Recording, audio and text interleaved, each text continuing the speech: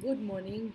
We come back to uh, Act 5, and if you've gone through the introduction, you will know that we are dividing it into three sections. And the first section, if you remember, was from lines 1 to 108, more or less. From I won't know the exact number given in the different texts, but it is more or less where Ariel leaves the scene and Gonzalo comes in.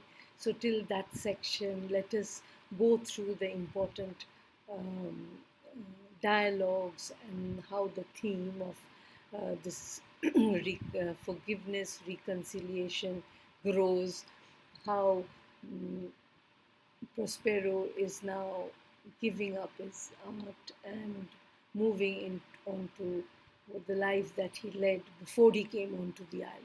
So, a very important, extremely, like for all plays, the closing scene is the closing act, and the scene, of course, there's only one scene, is tying up all the loose ends and leaving the play um, for the audience to for the final applause. Yes. And like I said, this is special significance because it is believed that Tempest was Shakespeare's sort of swan song. So probably more message in it about Shakespeare giving up his art. That is important here. All right. Now, if you see now from the very beginning, my project gather to a head. So my charms crack not, my spirits obey, and time goes upright with his carriage. How is the day? He's talking to Ariel. So it's very clear that he says that all my plans and everything that I had designed is now coming to a close. Yes, um, my magic has worked well. All the spirits are obeying me, and everything is going according to the 4 hour schedule. Remember, 2 hours after noon till 6, the 4 hours, everything has worked clockwork, and that is naturally thanks to Ariel. Yes. And time goes upright with his carriage. The sun, it is believed, travels in the carriage and it moves across. So time is following its set path, and my action is also followed the span of time that I designed for it. So, how is the day? So, what time is it? Yes, Ariel, just to find out whether it's correct. And like I had quoted here, on the 6th hour, at which time, my Lord, you said our work would cease. 6th hour. So it is after 6 o'clock. We began at 4 hours, and you said that our work would be completed then, and that's exactly how it has happened. Yes. And Ariel says, confined together in the same fashion as you gave in charge, just as you left them, all prisoners, sir, in the lime grove, which weather fence your cell. They cannot budge till your release. So they're all there, exactly where you had. Um, uh, of course, Prospero replies, I did say so when first I did mention it to you. And then he inquires about the king and the followers. So Ariel says that the king and the followers are exactly where you had designed them to be. Yes, they are all together imprisoned in the grove, in the little patchy green area of trees that actually protects your cave from the cold winds coming in. Yes, and of course they are transfixed. They cannot move until your magic releases them. And then he talks about the king, his brother, and yours abide, all three distracted. So they are distressed. They are in a very unsteady frame of mind. They are wondering. They've been taken back to the past. They've taken back to their conspiracy, and of course, seeing them, the rest of his officers are aggrieved. They're grieving, uh, and of course, then he mentions the good old Lord Gonzalo. His tears run down his beard like winter drops from eaves of reeds. So he's mourning. He's mourning because he's the saddest of the lot, because his heart is not as wicked. So he regrets that he was a part of leading you out of the city, but also I guess mm, there is a iota of perhaps this kind of feeling that he did do his little bit to save Prospero and Roberto. But at that point of time, he also is crying, and it's like, like the water drops that fall down the reeds of the plants, the thin stems. It's how his tears are streaming down his face onto his beard. Yes, and he says that your charm so strongly works on them that if you now behold them, your affections will become tender. He said, if you see how distraught they are, the effect of your magic, then even you who wants to wreak this pain on them would feel would feel definitely sorry for them. So Ariel also maintains that Prospero is hard-hearted if he needs to be, but he says that now if you see the pain, probably your heart will melt and you will feel sorry for them. Yes. So Prospero is intrigued. He said, "Do you really think so? Do you really think so? I'll feel sorry for them." And Ariel said, very, very ironically, if I were human, I would feel sad. So I'm a spirit. I feel sad. You are human. Why shouldn't you? That also tells us that probably in this world, the spirits and objects of nature are more compassionate than the humankind, probably. And that's the part that Ariel says. And of course, Prospero accepts. Okay, I will too, and mine too. I'm sure I will feel sorry for them. Hast thou which art but air, a touch of feeding of their affections, and shall not myself, one of their kind that relish all as sharply, passion as they be kinder moved than thou art? So he said, you are made of air. You're an airy spirit. So even if you feel sorry for them, if you are empathizing with them, if you feel pitying them, then I should, because they are of my kind, they are humankind. And I also suffer the same pains as they do. So I'll definitely be empathetic towards them, far more than probably what you feel, yes. Uh, Though of course he maintains, though with their high wrongs I'm struck to the quack, yet with my noble reason against my fury do I take part. Though there is a part of me that I'm quite indignant about how they had hatched the plot about the evil deeds. But he says, I will allow my revenge to be overpowered by more um, human, humane sentiments, nobler instincts, which is evoking compassion. So I will feel sorry for them. The rarer action is in virtue than in vengeance. That is the main line here in this entire first section. Is it is better to be virtuous, to be forgiving, for reconciliation, rather than be vengeful. Yes. So the nobler virtues are so much more to be acknowledged rather than pain and sorrow and revenge and suffering and despair that follows, right? Because vengeance will give pleasure to a certain period of time, but not forever. They being penitent, the sole drift of my purpose doth extend not a frown further. If they are sorry for what they have done, yes, then that's all I want. I want them to realize. So the realization part of it is more important. Remember, Prospero is just doing this to set the wrongs right. He honestly is not screaming for blood. He is not. So if they realize their mistakes, that's all I want of it. Yes, I don't want anything more. Not a frown further, nothing beyond. Go release them, Ariel. My charms I'll break, their senses I'll restore, and they shall be themselves. So immediately, he's very clear. Release them from my spell. I will stop my magic. I'll break all my spells and bring them to their senses, bring them to the reality of the present, and they should feel the present. They should feel where they are. They should know where they are. So Ariel goes to fetch them. This is the most important passage, dialogue. Yeah, it's a monologue. It's not a dialogue. It's more of a soliloquy. Yes, and this first part, because Ariel has left and it is a soliloquy, and he sort of he draws actually a circle on the stage, like the magic ring here, and yells of hills, brooks, standing lakes, and groves, and he that on the sands with flintless fruit do chase the ebbing morn Neptune and do fly him when he comes back. So it is like he's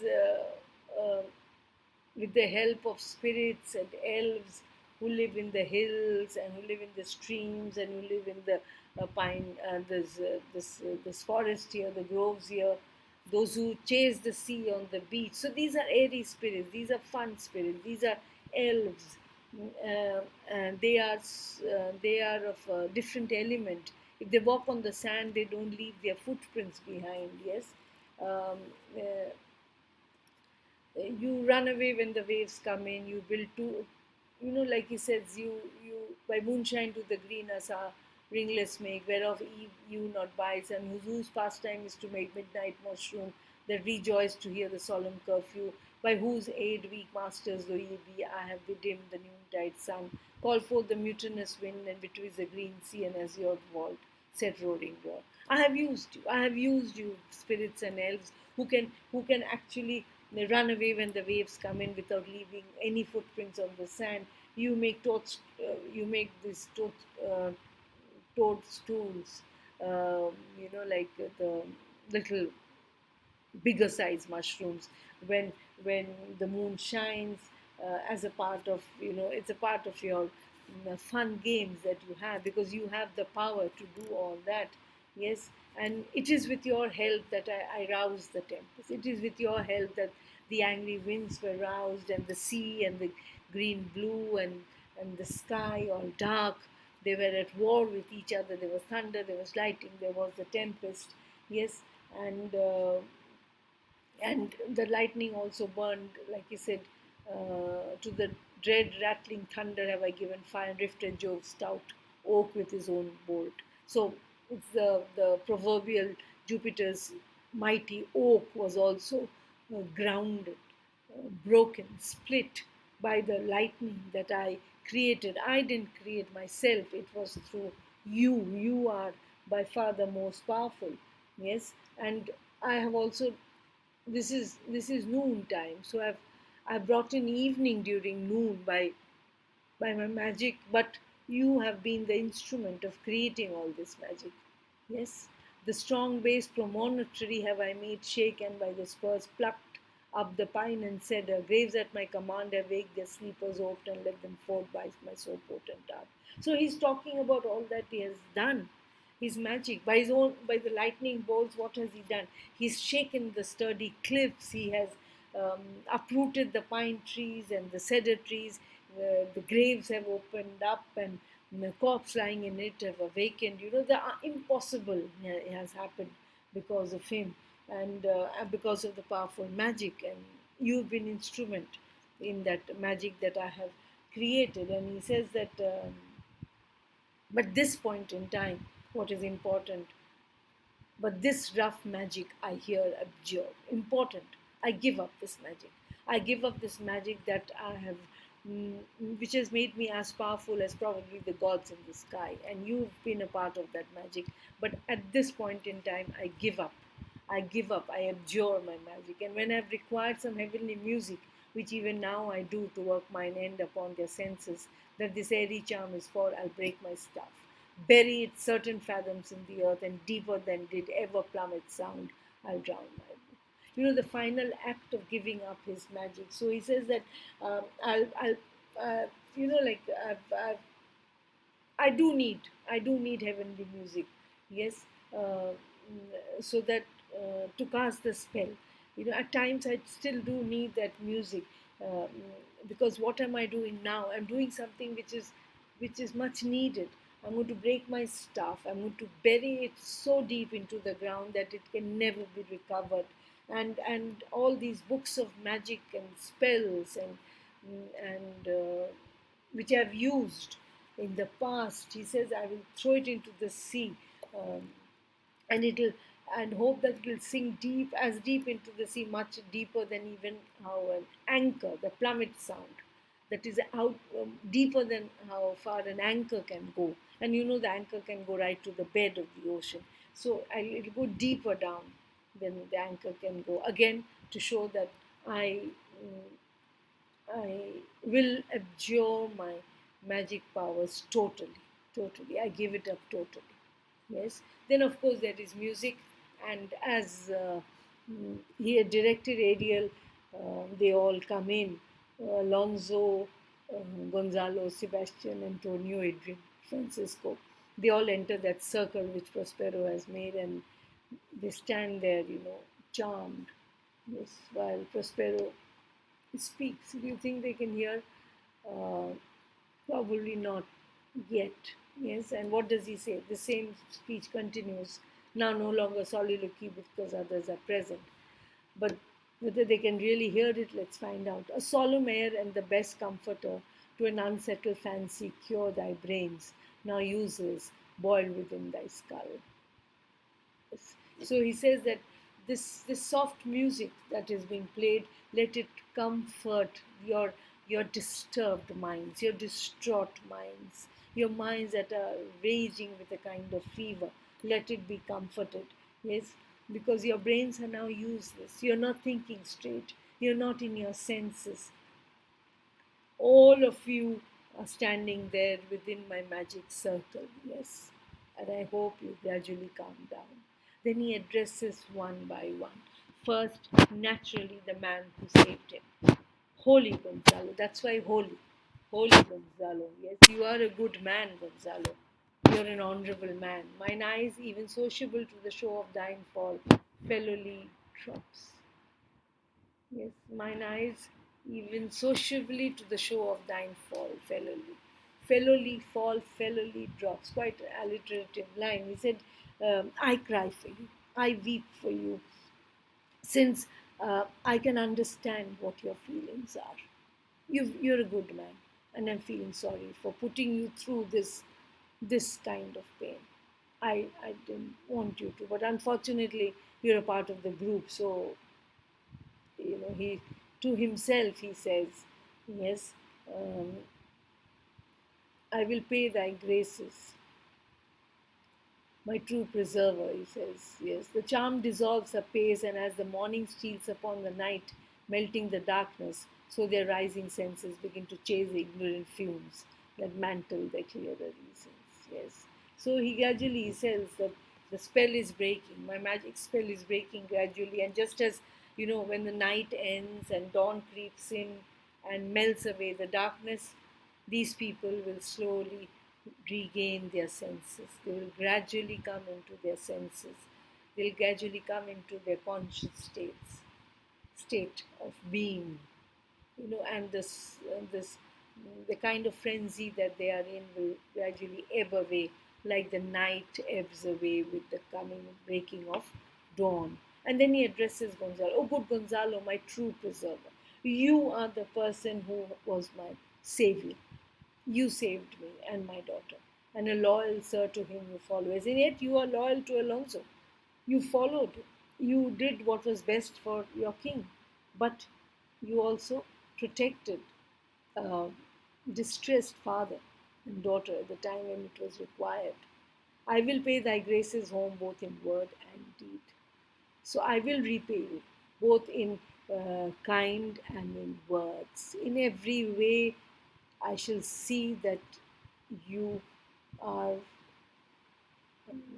you get the due compensations for what you have done in praising you, in acknowledging your goodness, as well as in kind.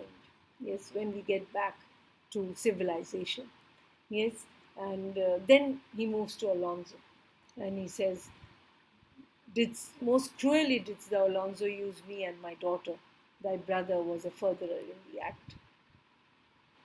So you, Alonso, you actually used us. You manipulated us. You coerced us into this kind of a state with the help of your the brother who helped you. Yes, it says very clearly. And then he looks immediately at Mm, thou art pinched forth now, Sebastian, flesh and blood, you, brother mine, that entertain ambition, expel remorse and nature, who with Sebastian, whose inward pinches therefore are most strong, would here have killed your king.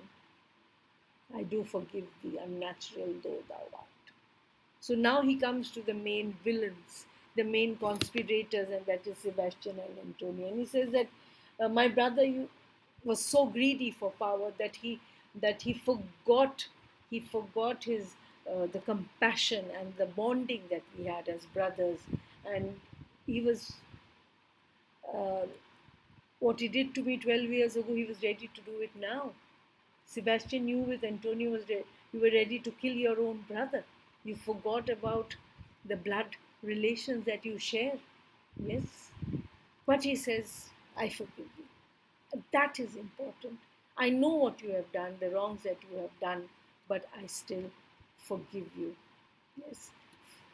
Like ambition, crying for blood, conspiracy, I still forgive you. Yes. And I forgive you, unnatural though thou art, though what you did was not something that happens in the world of good men. Yes. So then their understanding begins to swell. So they're looking disturbed. Gradually they're coming back to the senses. My words are gradually hitting them. They realize the realization is coming back, and the approaching tide will shortly fill the reasonable shore that now lies foul and muddy.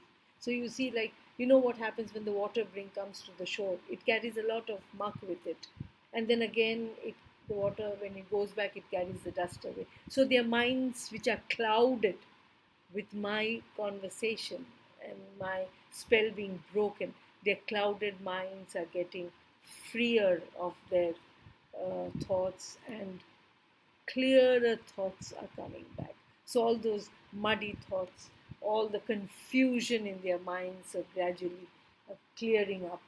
Yes, though they're not totally coming back, they're gradually coming back to the realm of consciousness. Yes, and that now lies foul and muddy. Yes, the clouded minds gradually come. Not one of them that yet looks on me or would know me, Ariel, they would not recognize me. They would not recognize me if they even came back to their senses. So he wants to uh, wear the same clothes that he used to wear when he was the Duke of Milan. So he asks Ariel to get his hat and his sword. Yes, I will discase me and myself present as I sometime Milan.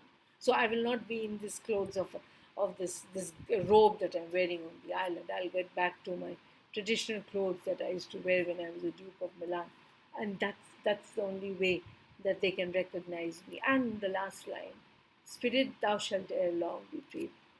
Do it, soon you will be free. Yes. And then Ariel breaks into a song. Yes.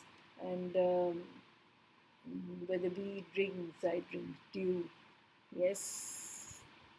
In the cowslip bell I lie, and there I couch when owls do cry. On the bat's back do I do fly.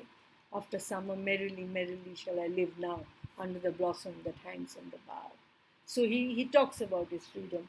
He talks about what he's going to get, and it's a song of freedom. It's a song of being free and spring and enjoying the summer merrily round the globe. Yes, and then of course, Prospero said, "Why, that's my dainty Ariel." Yes, he said, you have been my support for so many years. You are so delicate. You are the finest spirit, and I shall miss thee. But yet thou shalt have freedom. I know I'll miss you, but you will have your freedom. To the kingship invisible as thou art, there shalt thou find the mariners asleep. So now we get to know the final, um, like group who were part of the Tempest. Remember the first act. And they are there. The mariners sleep under the hatches. The master and the boatswain, being awake, enforce them to this place, and presently at peace. So he now final request that get the boatswain and the master. They are awake, and so bring them here. and we shall settle whatever is remaining to be settled, right? Ariel departs, I drink the air before me and return, Ariel the pulse beats, right? So he shall go and as fast as he can and come back within 2 heartbeats. So it's going to be like lightning. Before you can even bat an eyelid, I'll be back. Yes, I'll stop here. This is roughly the first part. Go through it, understand it before we move on to the second section, right? All right, take care till the next time, very soon. Bye.